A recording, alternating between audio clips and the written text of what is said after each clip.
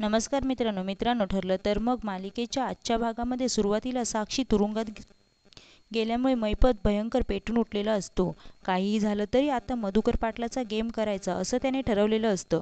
तो पेपरवर मधुभाऊंच्या वतीने एक मजकूर लिहितो की मी मधुकर पाटील, मीच विलासचा खून केला असे मला मान्य आहे. आता मला या गोष्टी असह्य होत असल्याने मी आत्महत्या करत आहे.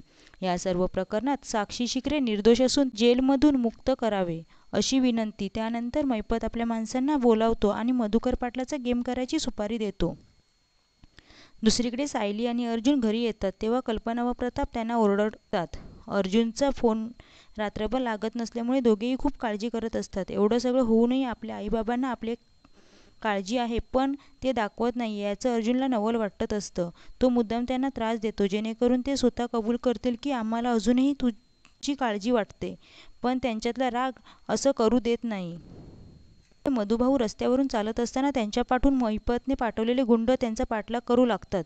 मधुभाऊ घाबरतात आणि लगेचच आपल्या घरी पळ काढतात. मधुभाऊंच्या पाठून त्यांच्या घरापर्यंत ते गुंड पोचतात आणि दार लावून त्यांना धमकावू लागतात. ते गुंड जबरदस्ती मधुभाऊंकडून मैपतने पाठवलेल्या पत्रावर सही करून घेतात. त्यानंतर ते त्यांचा खून करायचा प्रयत्न करत असतात. तितक्यात कुसुमताई येते. कुसुमताई आरडाओरडा करू लागते. सायली आणि अर्जुन मधुभाऊंना भेटायला येत असतात. सायलीला कुसुमताईच्या ओरडण्याचा आवाज येत असतो.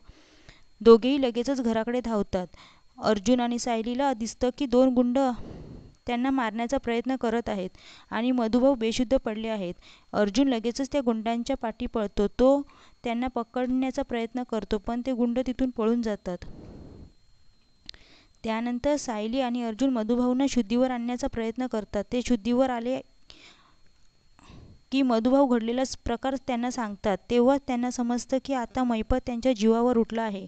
साक्षीला सोडवण्यासाठी ते आता मधुभाऊंना मारणार. तो खुनाचा आळ त्यांच्यावरच टाकून ते आत्महत्या करत आहेत असं दाखवणार.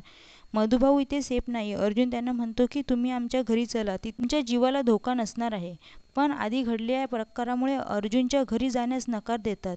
त्यानंतर सायलीला जानकीची आठवण येते. तिचं घर हे मधुभाऊंसाठी सेफ असू शकतं असं तिला वाटतं.